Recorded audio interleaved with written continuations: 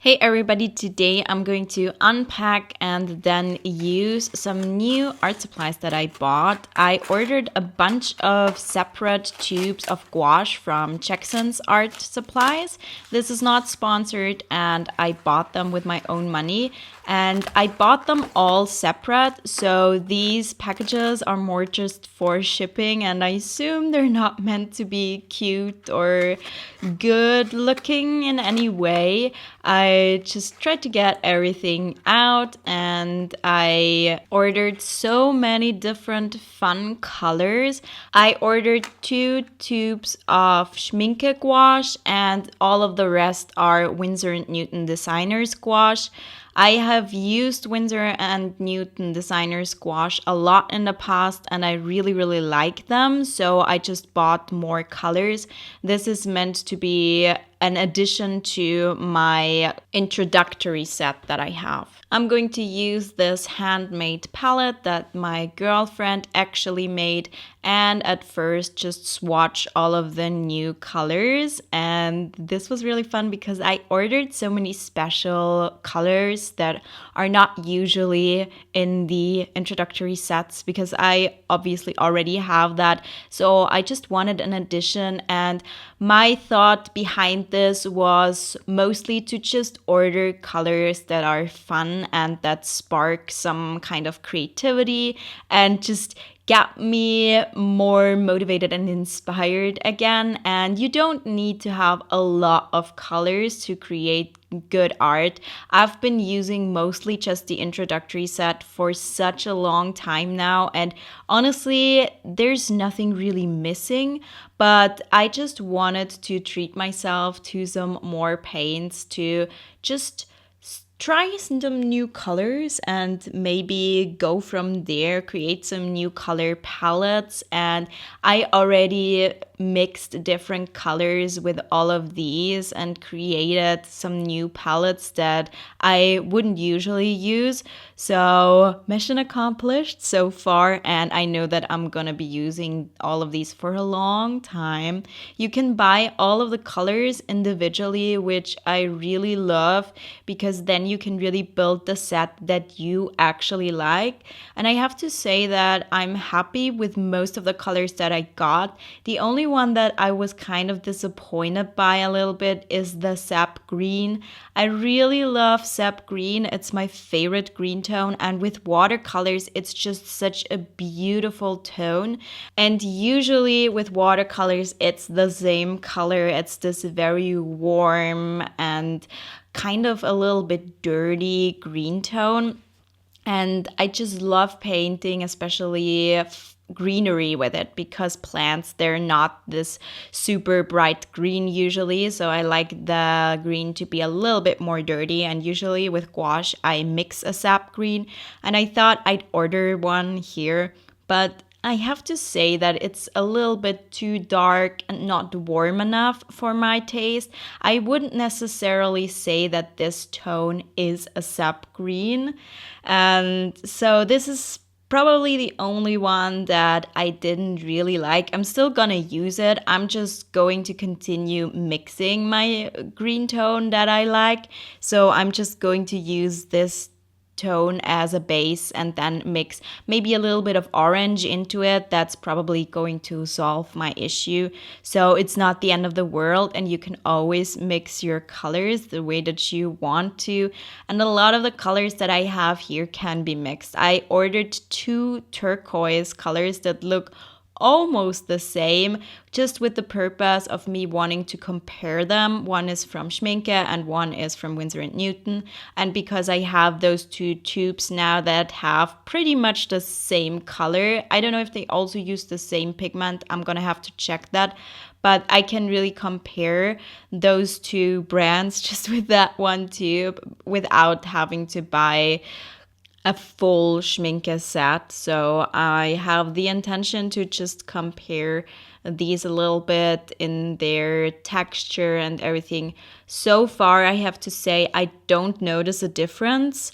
They seem pretty much the same to me. They have a very similar consistency. You can see that the 2 turquoise tones on my palette dried differently. They look completely different. The Winsor & Newton one, I believe, is the one that looks more matte, and the Schminke one is the one that's so glossy on my palette. But on the paper, you don't really notice a difference. So I'm going to continue using them and test them. And for these flowers on the right side, I wanted to mostly use the colors without mixing them. I wanted to really use them the way that they are, just with the pink tones. They were so dark, you have to add white to get a lighter pink tone. But honestly, it's not a big deal. I ordered a huge tube of white, and I always have to order white anyways. I just buy them separately all the time because with gouache, I just use white so much. So if you add whites to a lot of these colors here, then I really love the way that they look. I also got this super bright green tone, and I don't know why. This is really not a tone that I usually like. But I mean, I don't mind it here on this page. And honestly, on the left side, I allowed myself to mix all of the colors together to create a landscape. And I created some really nice green tones with those two, with the, I think it's called Permanent Green by Schminke, and then the Sap Green from Winsor & Newton. If you mix those, for example, with an orange tone, then I really like what I get when I do that. So I had a lot of fun mixing the colors on the landscape on the left. And I just filled the entire page spread here and just experimented a little bit with all of the colors.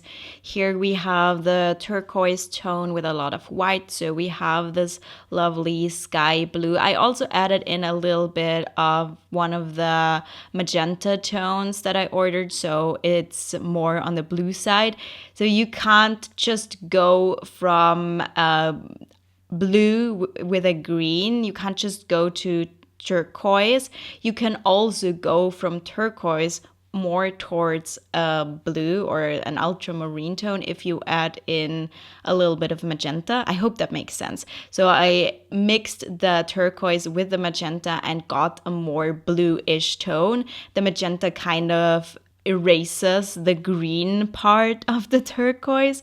So it's not something that I would usually recommend. This is not a palette that I would say is a good starter palette or anything. These are just really fun colors that are a good addition, and I just got the ones that I really liked.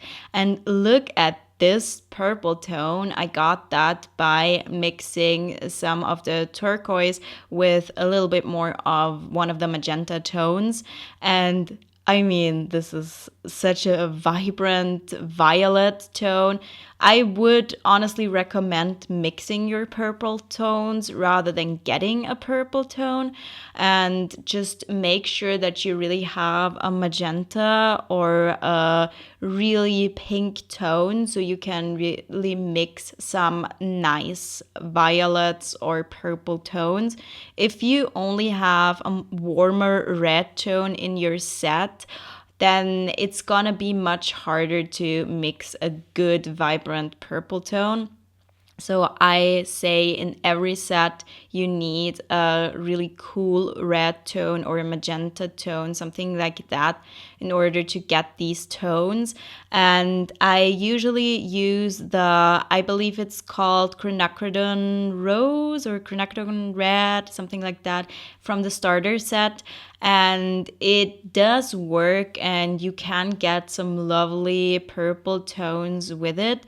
But I really wanted to try some more pinkish magenta tones because that opens up a lot more possibilities for mixing. And also, I'm not that happy with the quinacridone color because it crumbles in the palette. Once it dries, it always crumbles up for some reason. It's a lovely color, but that's kind of the only Winsor & Newton paint that I've used so far that just doesn't really work that well on a palette. It can't be reactivated that well. So I'm really glad that I now have more pinkish tones that I can refer to. And I also made sure with all of these colors that I only got ones that are somewhat light fast.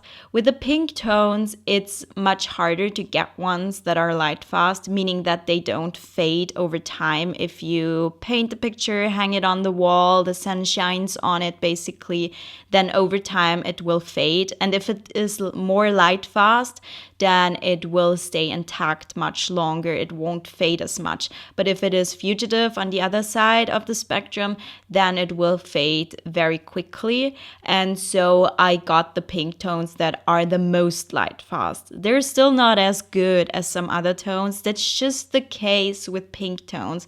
It's really hard to get vibrant pink tones that are not fugitive. Usually they are, but I tried, like I said, I tried to stay more on the light fast side here because these are pricey paints and you want them to do a good job basically. And if I want to create a finished piece, I want to make sure that it doesn't just fade away over time. I'm sure you've had this before where you have drawn or painted something. Usually it's with markers. When you hang it on the wall, you can really see the difference. I have a piece that I did with markers and I have it on the wall and it does not have the same colors as it used to 2 years ago when I hung it up. It looks completely different. It's so faded. So it does play a role, and it's something that I thought about with this. And you can see the piece that I've created here. I really like the style of it. I should have stopped maybe here. I added in a little bit more detail here to the tree and to the rock on the left, and then later on got rid of a few of those details again. I wasn't really completely sure which style I was going with here and how much detail I wanted to have, but honestly, the more simplistic look was really nice, so I wanna try that a little bit more. I really like the shape of the trees that I did here. And also I wasn't looking at any reference or any inspiration, nothing. I just sketched it and painted it and it just happened like that. And so I'm really glad that I feel inspired to create these stylized landscapes a little bit more now with these paints. I also got a brown tone. I think it's a burnt sienna one, but I didn't really want to use a brown for the trees. I wanted it to look a little bit more illustrative, and I thought that the purple was a perfect fit for that. And you can see that then I filled the rest of the other page with some more doodles. And this is a toned paper. It's slightly gray. This is the reason why you can see the white on the paper too. I really love that for gouache. It's so fun to use. This is a Hahnemühle watercolor sketchbook. And I really like the texture and the color for gouache especially. And I really enjoyed just playing around with all of these new colors. I couldn't even get all of them really into the page spread. I couldn't do all of them justice because I ordered a bunch of colors and I ordered more than I remembered, and this was quite pricey. I believe I paid somewhat around 80 to 90 euros for this. So yeah, these are an investment for sure. I haven't bought any more pricey art supplies for a long time, so I felt like it was time to treat myself once for something that I use so often. I use gouache a lot, so I'm definitely going to make use of all of that, and it's not going to sit around, so I can really justify that for gouache. For other paints, they are in my drawers and I never use them. I'm currently starting to declutter my stuff again a little bit, and I feel like I'm gonna donate a few things maybe to some charities or something. There is a lot of options here and people that would really love those supplies. So I'm currently going through all of my stuff again. I feel like spring is always the best time to do that. So this is what's currently happening, and I'm looking forward to using all of these colors in my future pieces. I'm always a little bit hesitant to use these kinds of things in tutorials because then people always want to know absolutely every single shade that I was using, and it's going to be a nightmare to link all of them. But we will see. For more of the inspiration videos, I'm probably going to use all of these. And I think the page looked amazing the way that it was at this point. But then I decided it needed a background and I used the teal color, and also because I wanted to know how well this teal color laid down, how flat I could get it and how smooth it was. This was the one from Schminke, and so I wanted to use it for this. It was a little bit streaky. I don't know if I got the consistency just right. I might have gotten away with maybe making it a little bit thinner, maybe adding a little bit more water because it was a pretty thick mixture. But then on the other hand, usually when you don't use that much water, it's even more streaky. So I don't know yet. I was also using a tiny brush for all of this because there's so many details. So we will see in the future how much I like these paints, and if I ever get a full set from Schminke, we will see. Currently, I don't need it. I have a lot of paints now.